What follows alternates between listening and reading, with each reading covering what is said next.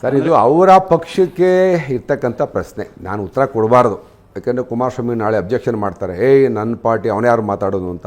ಆದರೂ ಹೇಳ್ತೀನಿ, ಇವತ್ತು ನಾವು ಮನಸ್ಸು ಮಾಡಿದ್ರೆ JDS ಅಲ್ಲಿ ಯಾವ MLAಗಳು ಇರಲ್ಲ. ಸಂಪರ್ಕದಲ್ಲಿದ್ದೆಲ್ಲ ಇದ್ದಾರಾ ಸರ್?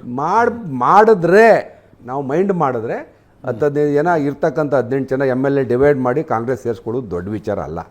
ನನಗೇಂದ್ರೆ ಟಾಸ್ಕ್ ಕೊಟ್ಟರೆ 1 ತಿಂಗಳಲ್ಲಿ ಮಾಡ್ಕೊಡ್ತೀನಿ.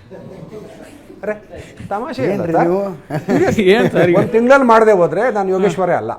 ನನಗೆ ಪಾರ್ಟಿ ಟಾಸ್ಕ್ ಕೊಟ್ಟು ಇಂಥವ್ರು ಕರ್ಕೊಬಾ ಅಂತ ಅಂದರೆ ನಾಳೆ ಬೆಳಗ್ಗೆಯಿಂದನೇ ಕೆಲಸ ಮಾಡಿ ಕಾಂಗ್ರೆಸ್ ಸೇರಿಸ್ತೀನಿ. ಅದೇನು ದೊಡ್ಡ ಏನು ನನಗೆ ಸವಾಲು ಅಂತ ಅನ್ನಿಸ್ತಾ ಇಲ್ಲ.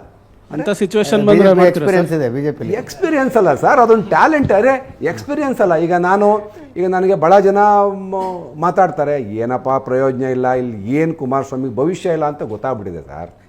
JDS MLAಗಳಿಗೆ ಅವ್ರು ಮುಂದೆ ಪೊಲಿಟಿಕಲಿ ಸೆಟ್ಲ್ ಆಗ್ಬೇಕು ಸರ್. ಅವರು ಇನ್ನು 3 ವರ್ಷಕ್ಕೆ ಎಲ್ಲಿ ಹೋಗಿ ಸೆಟ್ಲ್ ಆಗ್ತಾರೆ? ಪುನಃ JDS ಇಂದ ನಿಂತ್ಕೊಂಡ್ರೆ ಕುಮಾರಸ್ವಾಮಿ ನಾಮಬಲದಿಂದ ಗೆಲ್ಲೋಕ್ಕಾಗಲ್ಲ. ದೇವೇಗೌಡರ ಈಗಾಗಲೇ ಮುಗಿದ ಕಾಲ. ದೇವೇಗೌಡರ ನಾಮಬಲದಿಂದ ಗೆಲ್ಲೋಕ್ಕಾಗಲ್ಲ. ಯಾವ ವಿಚಾರ ಇಟ್ಕೊಂಡು ಅವ್ರು JDS ಇಂದ ಪುನಃ ಸ್ಪರ್ಧೆ ಮಾಡ್ತಾರೆ? ಏನು ಓಪ್ಸಿದೆ ಅವ್ರಿಗೆ ಪೊಲಿಟಿಕ್ಸಲ್ಲಿ?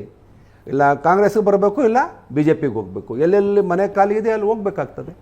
ಮುಂದಿನ ಚುನಾವಣೆ ಹೊತ್ತಿಗೆ JDS ರಾಜ್ಯದಲ್ಲಿ ಇರೋದಿಲ್ಲ, ಅವ್ರ ಅಸ್ತಿತ್ವ ಇರೋದಿಲ್ಲ. ಅವರು ಇಲ್ಲ BJPಲಿ ಅವ್ರು ಮರ್ಜ್ ಮಾಡ್ತಾವ್ರೇನೋ ಗೊತ್ತಿಲ್ಲ, ಮರ್ಜ್ ಮಾಡೋ ಚಾನ್ಸಸ್ ಜಾಸ್ತಿ ಅಂತ ಅನಿಸುತ್ತೆ. ಮರ್ಜ್ ಮಾಡದೆ ಹೋದರೂ MLAಗಳು ಇರ್ತಕ್ಕಂಥ MLAಗಳು ಭಾಳ ಜನ ಅವರವರು ಸ್ಥಾನ ಭದ್ರ ಮಾಡ್ಕೊಳ್ಳೋಕ್ಕೆ ಅವರು ಪ್ಲ್ಯಾನ್ ಮಾಡ್ಕೋತಾರೆ. ಅದು ನನಗೆ ಗೊತ್ತಿದೆ. ಇದೇ ವಿಚಾರಕ್ಕೆ ಸಂಬಂಧಪಟ್ಟ ಹಾಗೆ ಮಾಹಿತಿಯನ್ನ ಕೊಡ್ತಾರೆ ನಮ್ಮ ಪ್ರತಿನಿಧಿ ಮಾರುತೇಶ್. ಇದೀಗ ನಮ್ಮ ಜೊತೆ ನೇರ ಸಂಪರ್ಕದಲ್ಲಿ ಇದ್ದಾರೆ.